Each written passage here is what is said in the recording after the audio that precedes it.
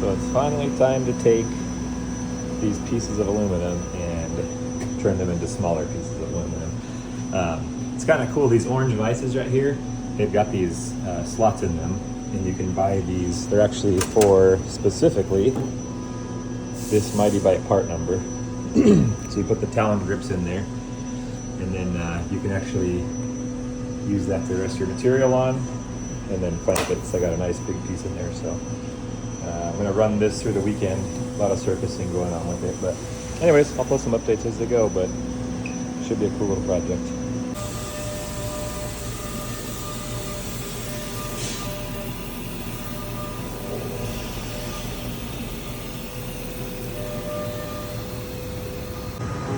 All right, so now it's on to op 2, which can get a little tricky, but I've got a plan for this. So basically, these bosses here, they're standoffs to kind of space it off the tailgate so it doesn't smash the metal, but I can also use them in the subblade over here. I've machined in some locating boards that I'll put in there. I definitely didn't miss that hole and break a tap and have to shift this whole pattern over. That's why the whole thing shifted over, but basically what'll happen is it'll sit in that pocket.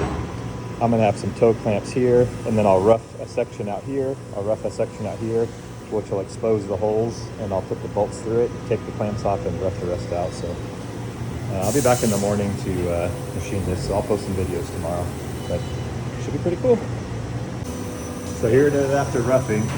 So like I was saying, I just kind of exposed the holes so I can put screws through that, and then it'll hold this down, and I'll take the toe clamps out, and then rough out the whole middle section, and then do all the finishing. Coming along. So here it is all roughed out. Last night I let the tow path run where I took out that strip of material that I had, where I had the toe clamps holding this thing down. So the next step is going to be, I'm going to have a ball end mill come in and start working its way around, doing all the surfacing. On the cam side of things, I got a little creative with the modeling.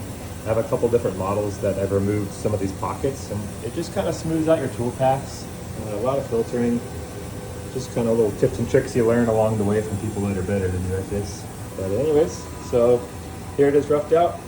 I'll start doing some surfacing, and I'll update you guys as that goes along. So here's a preview of what the outer surface will look like. I didn't fully blow off all the coolant yet, but you can kind of see what I meant by I left these pockets out so that way the tool kind of travels across this whole surface. So we were doing some air honing there for a little bit, but for the amount of time it wasted, it's not that big of a deal. I'm only making one. And then it's just less pickup moves for the machine. So it just keeps all the kinematics a lot smoother and keeps that out of the surface of the part. But anyways, I'm gonna start machining these out now to finish them up, but so far so good.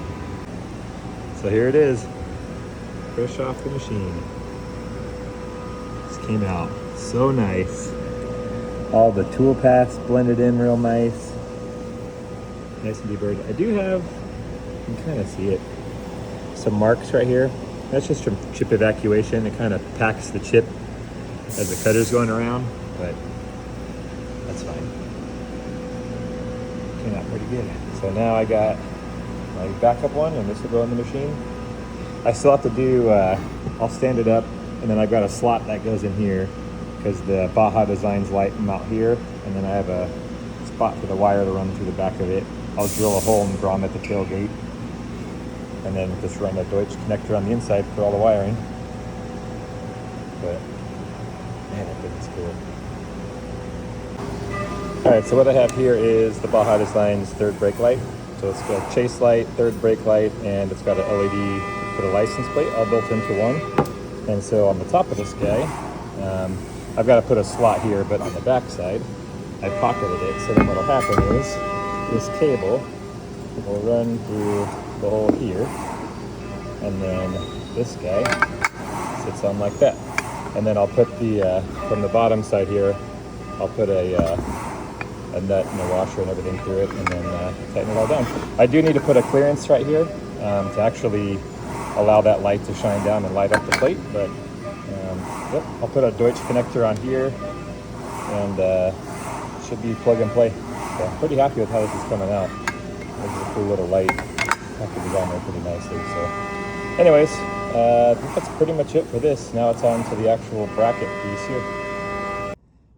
So this is one of those scenarios where I'm glad it actually worked out, but when I made the model for the license plate, I actually found the dimensions online and never actually verified it against a real plate, and totally forgot about that until today. So I have this old plate laying around, and fortunately it works. But anyways, I wasn't kidding when I said this was the most ridiculous license plate bracket in existence. So now the next piece will be the frame.